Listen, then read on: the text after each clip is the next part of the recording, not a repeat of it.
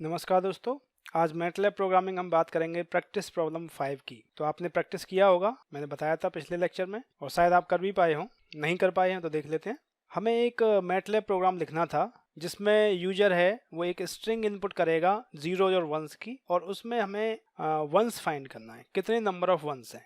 ठीक है, अगर इस तरीके की स्ट्रिंग इनपुट की है, उसे हमने ए में ले लिया है, तो आउटपुट जनरेट करना चाहिए y=3, और अगर इस तरीके से किया है तो आउटपुट आना चाहिए 0। ठीक है, ये ध्यान रखें कि आपको इसमें इनपुट कराना है वो एक स्ट्रिंग करानी है, आप सीधा नंबर इनपुट ना कराएं।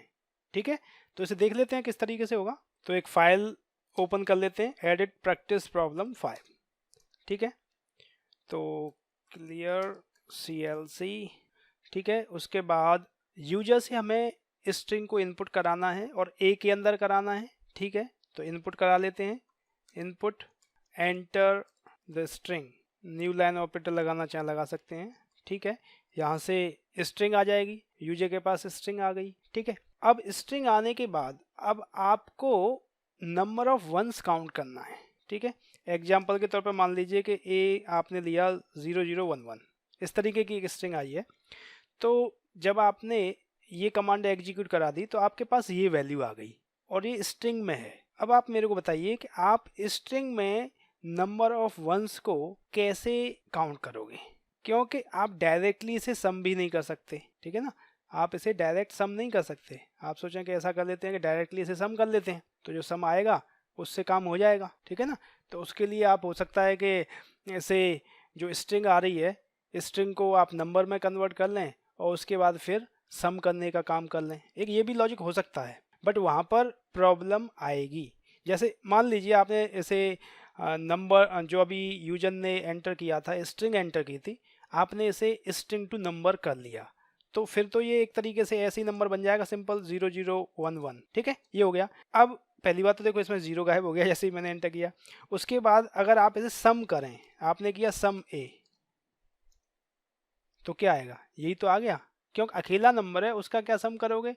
1 है, वो अकेला अपने आप में नंबर है, 1 और 1 अलग नहीं है, तो ये फंडा काम नहीं करेगा। ठीक है, तो यहाँ पर हमें क्या करना पड़ेगा, कुछ कंपेरिजन जैसा कुछ काम हमें करना पड़ेगा। ठीक है, और स्ट्रिंग में ही आप कंपेयर कर लीजिए, कोई दिक्कत वाली बात नहीं है। तो यहाँ पर हम लॉजिकल ऑपरेटर्स की बात कर सकते हैं, उन्हें यूज़ करने वाले हैं जो रिलेशनल ऑपरेटर होते हैं उससे, जिससे का आउटपुट है वो लॉजिकल आ जाएगा, और फिर हम लॉजिकल आउटपुट को ऐड कर सकते हैं।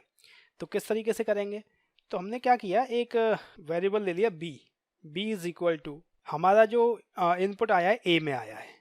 ठीक है, और a को हमने कंपेयर करा दिया किससे, 1 से, ये किया। तो इससे अब क्या होगा कि a के अंदर जितना भी है जो स्ट्रिंग है वो उसे स्ट्रिंग 1 से कंपेयर करेगा। ठीक है, अगर 1 मिलेगा तो रिटर्न करेगा 1, क्यों, ट्रू होगा। और 0 अगर यहाँ पर है और यहाँ 1 है तो रिजल्ट करेगा 0। ठीक है ना, लेकिन उससे फ़र्क क्या पड़ जाएगा, देखिए अब मैं स्ट्रिंग इनपुट कर रहा हूँ 0011। ठीक है, इसमें देखिए ये स्ट्रिंग आ गई।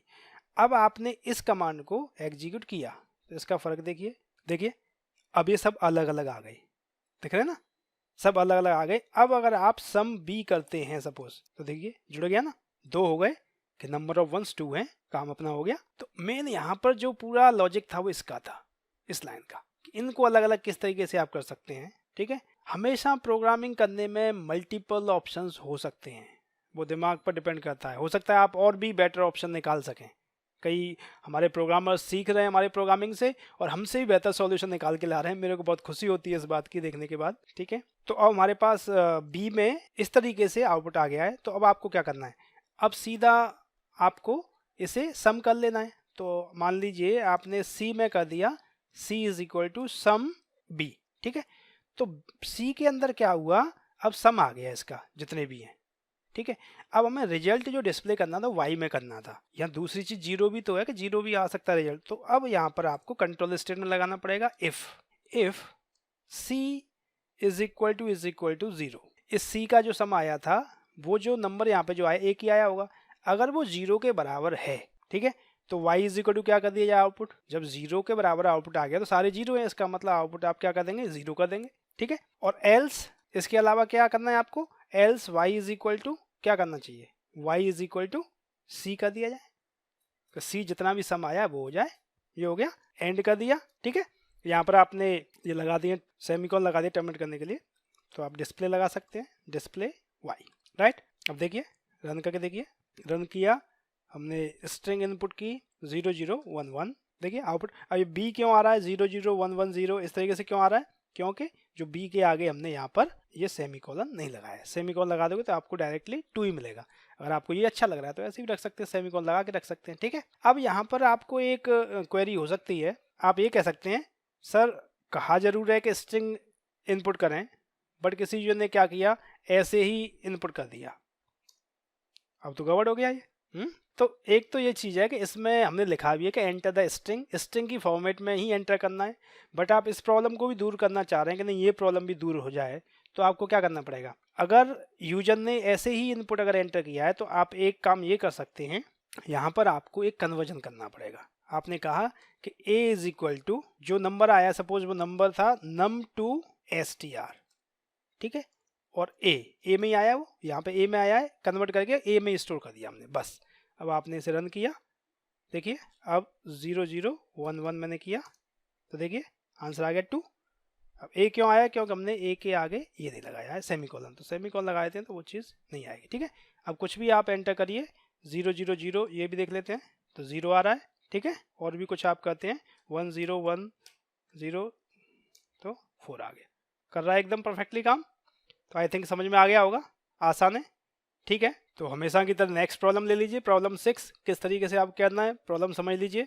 तो आपको मैटलैब का एक प्रोग्राम लिखना है जो कि ये चेक करेगा कि जो आप इनपुट प्रोवाइड कर रहे हैं, एक्स में आप एक इनपुट प्रोवाइड कर रहे हैं, वो एक मैट्रिक्स है या फिर वेक्टर है, ठीक है। वेक्टर है वो कॉलम वेक्टर भी हो सकता है, इस तरीके से कॉलम वेक्टर हो सकता है या रो वेक्टर हो सकता है, ठीक है ना। आप वेक्टर जानते हैं, वेक्टर की बात कर रहे हैं, रो वेक्टर या कॉलम वेक्टर।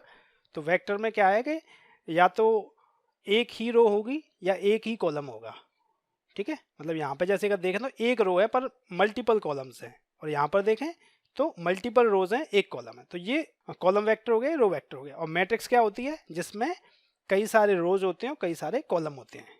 तो ये एक एग्जाम्पल आपको दिया है कि अगर इस तरीके से दिया होता है तो अगर रो वेक्टर या कॉलम वेक्टर होता है कोई भी हो तो आउटपुट 1 देना है आपको, और अगर मैट्रिक्स है तो आउटपुट 0 देना है, ठीक है। और कुछ आप चाहें तो यहाँ प्रिंट भी करा सकते हैं, मैंने यहाँ कहा नहीं है, यहाँ प्रिंट भी करा सकते हैं कि इट इज़ अ वेक्टर या इट इज़ अ मैट्रिक्स, जो कुछ भी आप करना चाहें, बट अभी आपको 1 और 0 करना है, ठीक है ना, वो तो आप कर सकते हैं। तो करिए इसे, होपफुली आप ये प्रोग्राम एंजॉय कर रहे होंगे। तो आप वीडियो को लाइक ज़रूर करें, शेयर करें, थैंक यू।